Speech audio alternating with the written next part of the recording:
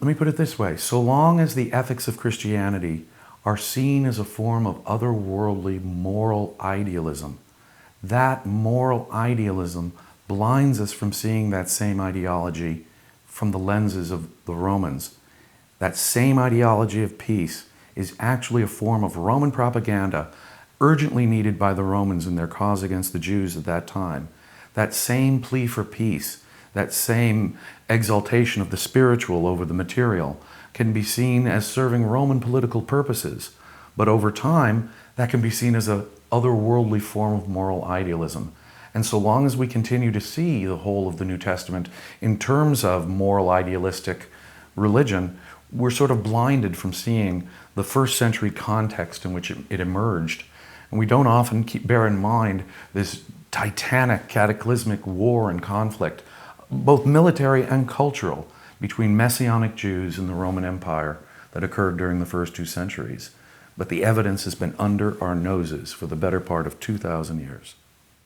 Simply being 2,000 years old and not our era, we invest in literature this ancient a sort of mystical patina, a sort of supernatural aura. But of course, the first century and the second century are no different than our own era. And despite the fact that it's been 2,000 years, the same motives and the same sort of human beings were writing that as live today. Of course, the Flavians were counting on the people in their day to see the predictions that were made supposedly 40 years earlier in the same way and give it the same patina of mystical truth. Philosophy is a crucial human need.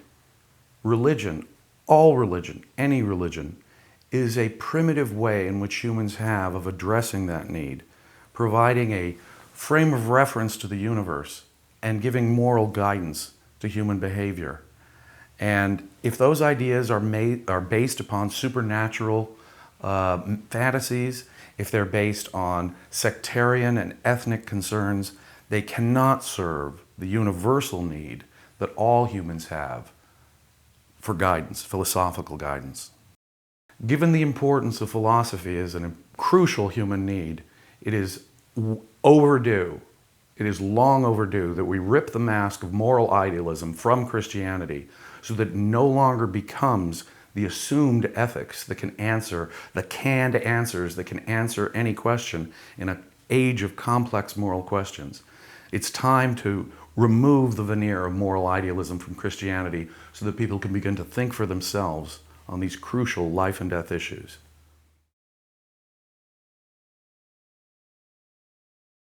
At the crossroads of Western history was a conflict between worldviews that were exclusive on one side and universal on the other.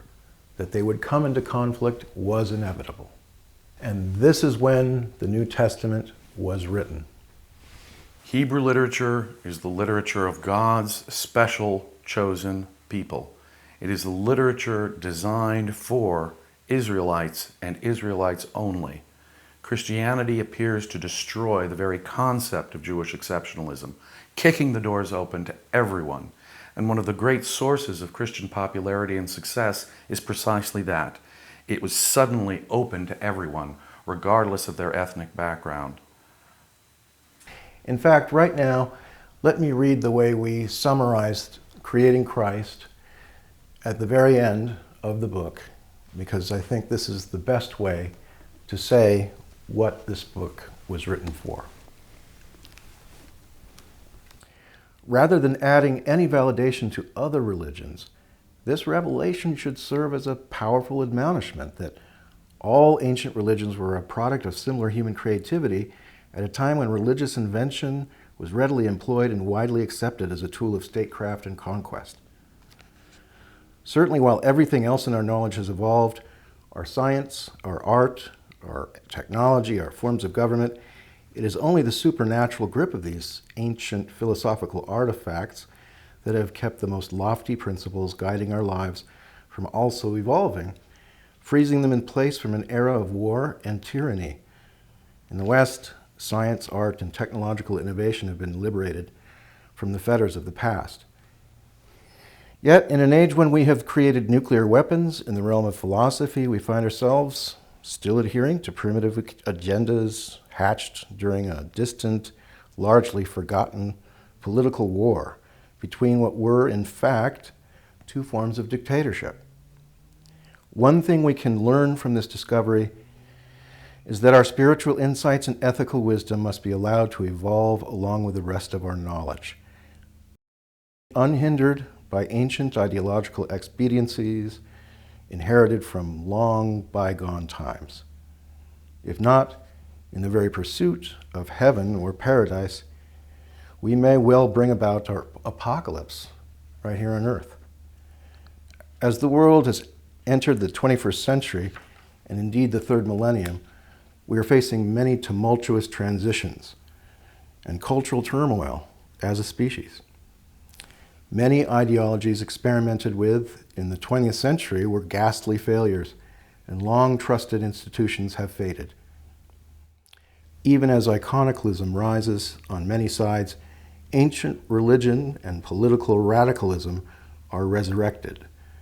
In such times, more than ever, many depend on the comfort of ancient norms and established creeds, so much that any critique like this could easily be viewed as only adding to the malaise. For many, the belief in a benevolent God renders the universe with indispensable meaning and morality. Nothing we have discovered and demonstrated here, however, challenges a belief in God or indeed the important need for morality.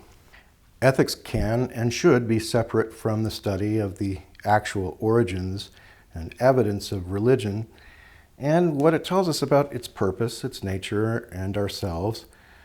Demystifying Christianity will be seen by some as disarming Western civilization in the face of a new barbaric assault like that faced by the Romans 2,000 years ago. Instead, we believe this revelation will illuminate both sides and help prevent history from repeating itself. On one side of this ancient conflict was a religion of peace that bestowed divine authority upon a brutal dictator and upon centuries of kings to come in the name of order.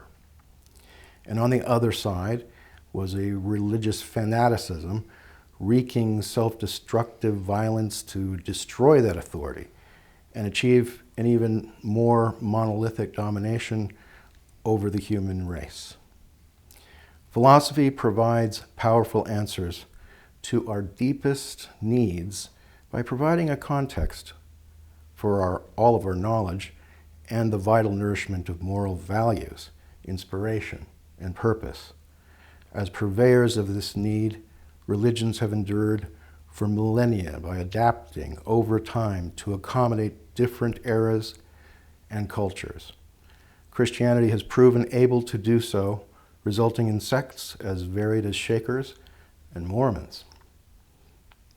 The religion of Christianity is interwoven into the very fabric of Western history. From the evolution of literature encompassing Dante's Divine Comedy and Milton's Paradise Lost, to the ethical arguments over slavery in antebellum America on both sides of the argument, and the civil rights movement of the 20th century, the influence of Christianity on Western civilization just has been profound. However, denying that Venus was actually born of the sea foam does not diminish the beauty of Botticelli's art. Disbelieving the gods of ancient Egypt has not demolished the power of the monumental architecture they inspired. To bathe in the glow of the stained glass of Chartres Cathedral, to be transported by the immortal beauty of Schubert's Ave Maria, or to be rendered speechless at the sight of Michelangelo's Pietà will always be deeply moving experiences for the sensitive human being. Just as the majesty of Luxor and Abu Simbel or the dramatic skills of Homer have not been injured by the passing of religions into myth. So, as we have seen, though Christianity eradicated and replaced paganism, it has also carried forward a veritable arc of its cardinal virtues and vices into the modern world. Whether there was a Jesus or not, is still a question we cannot answer. The reality of the experience of Christianity for millions of people over thousands of years, on the other hand, is certain. What is also certain is that other faiths, now long gone, were just as devoutly followed by billions who lived and died believing them, even as many of the moral teachings behind their religious trappings continue to endure and enrich us.